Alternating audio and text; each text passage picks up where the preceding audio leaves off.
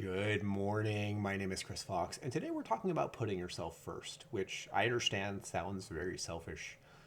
But I want you to think about airplanes. When you sit down on an airplane, what do they tell you? They tell you to put on your mask first and then to tend to your neighbor. And I'm noticing a lot, this is in myself and in other people, especially in authors, what we tend to do is take on more and more and more and more and more and more and more and more and more. And we have a hard time saying no, a lot of us. And in the end, that grounds us down to the point where we finally just, break at some point. We have, complete burnout or some flavor of that. And what I've realized now is you need to be taking care of yourself the entire time. And if you do so, then you can avoid that sort of burnout. So by setting up your boundaries and making sure that you're not allowing people to trample on them, and this can happen at work, it can happen in relationships.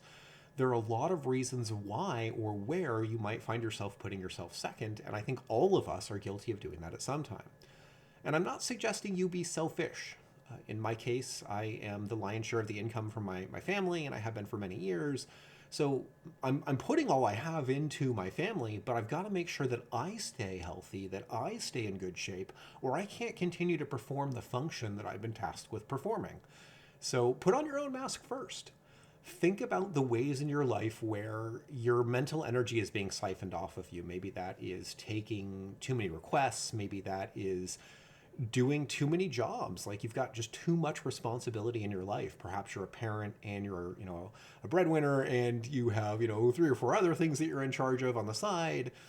And so really what you want to do is start evaluating the things on that list. What can be changed or dealt with or made better in some way?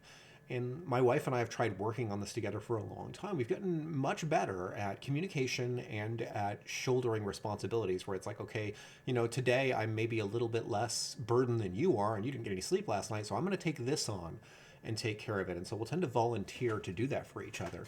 And I don't really need to ask for stuff as much anymore. It's more my wife offering to help me.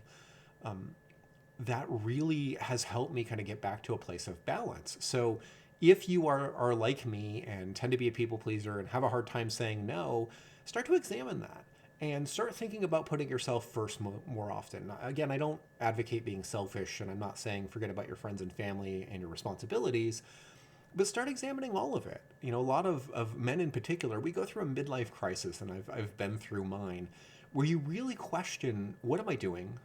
Why am I doing it? And what is my purpose?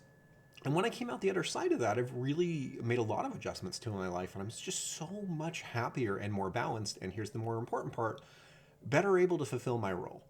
I can do what I do sustainably and effectively forever. I expect I'll be doing it for decades because I've learned to find that balance.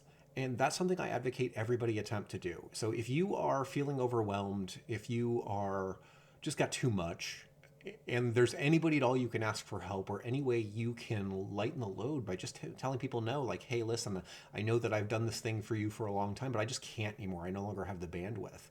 It's a hard skill to develop, but no will save your sanity. Anyway, I realize this is a quick video. I just wanted to put something up. It's Friday and it's time for me to be making videos, but I'm pretty busy in my own life. I am watching Kalen alone for the next week, so it's just me and him. His mom and her dad are going hiking, so as they do every year, so they'll be gone for a week. It's just, Kalen and I having a boys' week.